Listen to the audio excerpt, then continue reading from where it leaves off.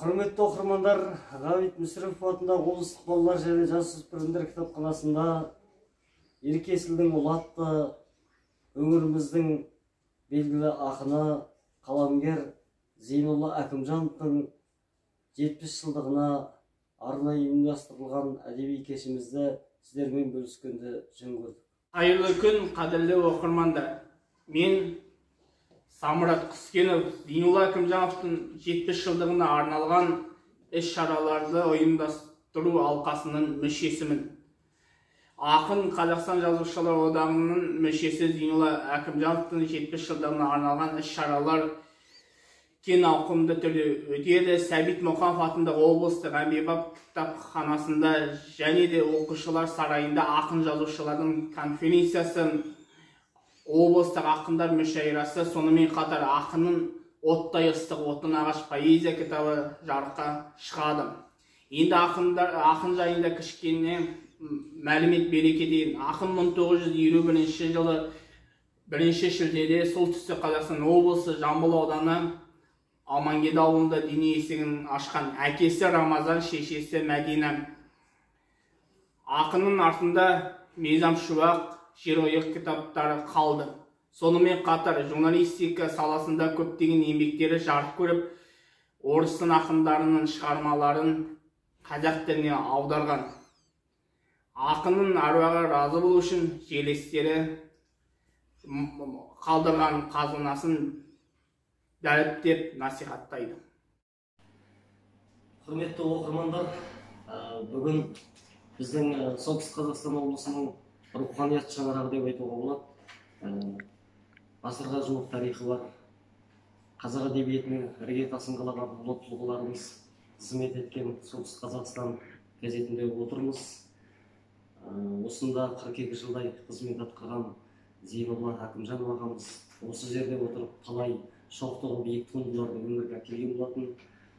Жалпы біз бұл руханият шаңырағына келіп отырған себебіміз осы Зекеңнің көзін көрген, Зекеңмен әріптес болған, сырлас болған, мұңдас болған ағаларымыз бар. Соның бірі солтүстік Қазақстан облысының зиялы алдыңғы толқын өкілдерінің бірі республикамызға танымал қаламгер Өмір Есқали ағамыз.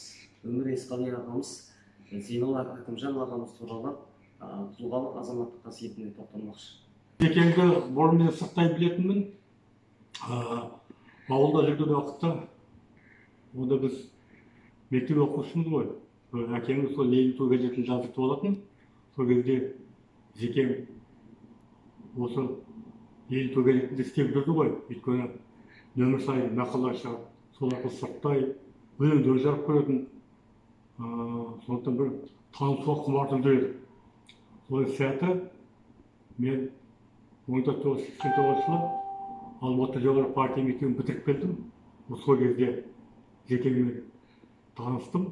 Оған дейін осында тәжірибеде өткізген уақытта Зекеңмен бір ағалы інілі сияқты әріптес ретінде сыйласып жүрдік. Енді ол кезде Зекеңді үлкен әбден тәжірибесі қалыптасқан журналист ретінде, ақын ретінде көрінетін. Біз енді өзіміздің сол еңбек жолымызды ендігіне бастадық. Осында танысып, білісіп, содан сол жолдас дос болып кеттік.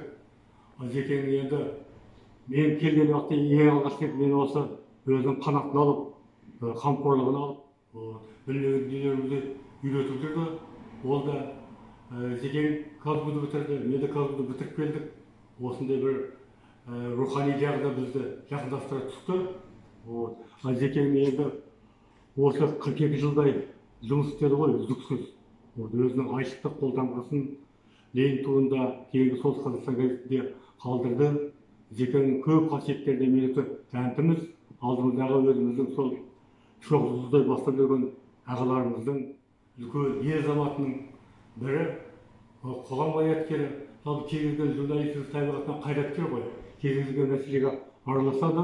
Оның да жазушылығын, журналистігін байлай ойлақты, оның үлкен көзкөрлік қайраткерлігі осы тәуелсіздік алардың алдында 1989 жылы тіл туралы заңның жобасы қабылданған тұста өте көрінді. Сонда Зекең бәріміз облыстық қазақтар қоғамының іргетасын қалап, соған бюро мүшелері болып, сол кезде көптеген жұмыстар атқарылды. Әсіресе мынау шекараның өтінде жердің бетінде тұрған Қыздар өңірінде саяси сахнадағы күрес керемет өршіп тұрды. Не тіліміз жоқ, не діліміз жоқ, не дініміз жоқ. Сол не істерімізді білмей дағдарып жүрген уақытта бізді қосу партия ағаларымыз, Білболатбаев сияқты ағаларымыз бастап, осы жастар қостап, осы тілді, осы босағадан төрге оздыруда, қазақ тілі қоғамын құрып, сыныптар ашуда, мектептер ашуда зор еңбек сіңірген осы авангардтың алдыңғы еңбек жүрген осы Зекем болатын. Әлі есімде осы 90-шы жылдары мектеп қазақ сыныбын ашатын болдық, тұңғыш осы Қыздар қаласында. Сонда аралық топ-топ қалайында бір топты Зекем бастады, бір топты сол Рәшид Бәдірлені бастады, бір топты мен бастап жан жаққа кетіп, 70 шақты бір балалардың тізімін алдық қой. Ал енді мектеп ашуға келген уақытта 10 шақ бала. Ол кезде сол кезде тәртіп бойынша кемінде 15 бала болу керек. Сол Дорофеева деген қаржылық бөлімінің бастығы өткізбейді бізді. Тістесіп алған. Әр жағында енді оның да сол анандай жат пиғылда көрініп тұр ғой. Қайтсе бұны ашудың амалын жасап. Сол кезде екі баланы тауып, тұңғыш рет осы қазақ сыныбын ашып едік. Одан кейін салтанатты балабақшасын ашу деген өте қиынға болды ғой. Соның балабақшасы коллюзия деген соған барып, Зекем бар, Сабыр Сейітбаев бар, басқа азаматтар сөйлесіп, берсек қолынан, ерінші жолынан алуды кәдімгі осы жерді қожайыны сияқты өзіне мінез көрсетіп, содан ығысып, сөйтіп үлкен тұңғыш рет қазақ балабақшасын ашып береді. Әсіресе сол кездерде жаңа саяси сахна дедік қой, казачествоның өрлеп тұрған кезде, Сутбунюк деген, Ачкасов деген, Любишиндер деген осы, тіпті мына қазақ тілінің мемлекеттік тіл алуына қарсы шықты олар. Біз айтамыз, енді қазақ тілі мемлекеттік тіл болу керек, олар екі тіл мемлекеттік тіл болу керек деп. Сол кезде өзінің сүйек-сүйекті ірі материалдарымен газет бетінде көрінген. Сосын үлкен жиналыстар болады. Күнде 5-6 рет жиналыс болады. Солардан қалмайтын Зекем. Басы-қасында жүріп, сосын Сутбунюк соттасты. Соттасқан уақытта осы Қосекең мен Зекем барып сол жерде Сутбунюкті ұтып шыққан мына. Любишинмен соттасы ол қазақ тіліне әсіресе мынау біздің намысымызға тиетін қазақтың мәдениетіне байланысты ұлттық мәдениет жоқ деген сөздерге дейін барды ғой. Сол кезде осы өзінің үлкен азаматтығын көрсеткен ағаларымыздың бәрі осы Зекем болатын. Ал Зекем енді өлеңдер жинағына келетін болсақ, оның өлеңдері өте мынау кейбіреулер сияқты мынау жатталып ұйқасқа ұрылған, я осы бір дидактика, бір ақылмандық емес, ода бір үлкен ой жататын. Және оның өлеңдерінде үлкен бір политикалық осындай керемет бір толғау осы лиризмнің осы қосындысы сияқты көрінетін. Кез келген және ол салмалық ақындығы Гартманның тұсында ең алғаш рет біз осы облыста айтып өткізген тұңғыш осы жеңімпаз облыстық осы Зекем болатын. Аймақтық айтыстарда топ жарып жүретін. Оның осы ділмәрлігі, шешендігі, әсіресе оның керемет білімдарлығы, энциклопедия ғой.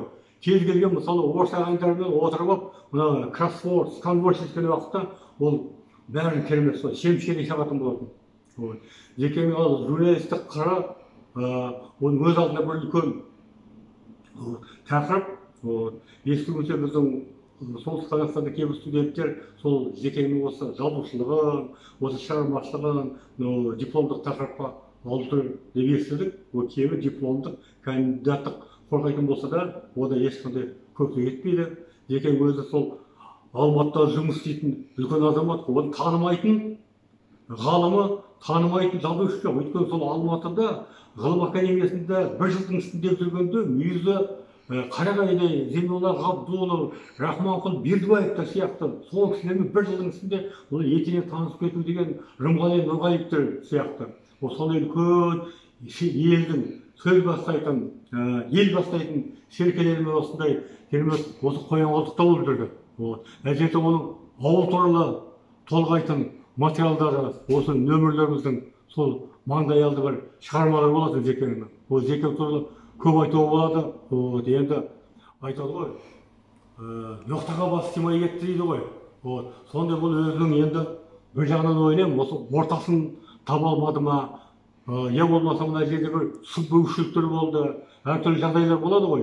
Десек те енді Зекеңнің өзінің бір осы облыстағы біздің журналистердің, жазушылардың, ақындардың арасында бір үлкен бір шолпан жұлдыз сияқты, үлкен бір шоқ жұлдыз сияқты тау алыстаған сайын биіктейді дейді ғой. Ол Зекең өзі артында екі кітабын қалдырса да өлмейтін ол шығармалар қалдырды.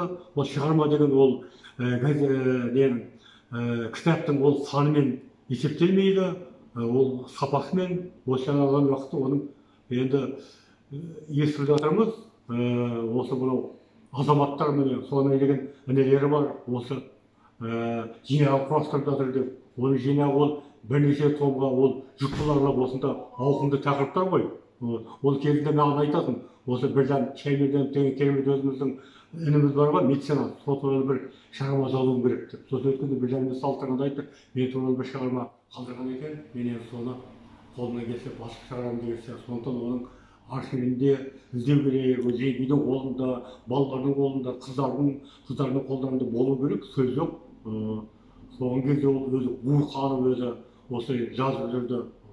Сондықтан міне енді 70 жылдағы мен ойлап отырмын, бұл міне біздің азаматтар көтеріп жатыр ғой.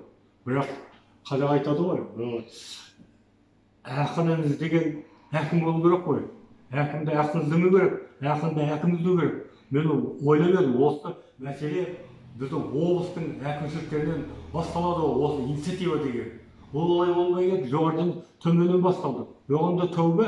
Енді осы неге атқарып жатқан жұмыстарға, жиындарға осы әкімшіліктердің өздерін араластырып, ол да түкте жоқ. Адам ресми түрде әкімнен бастап орынбасарларына хат жазу керек қой. Қазір көп дүние қағазбен шешілетін дүние болып кетті.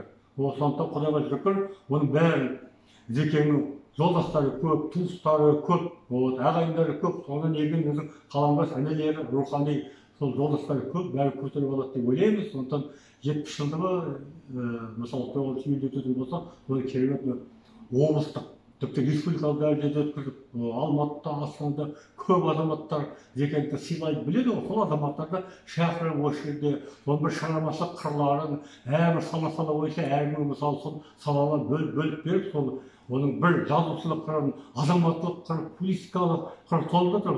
Соны көрсетеді деген мен бір сенімдемін.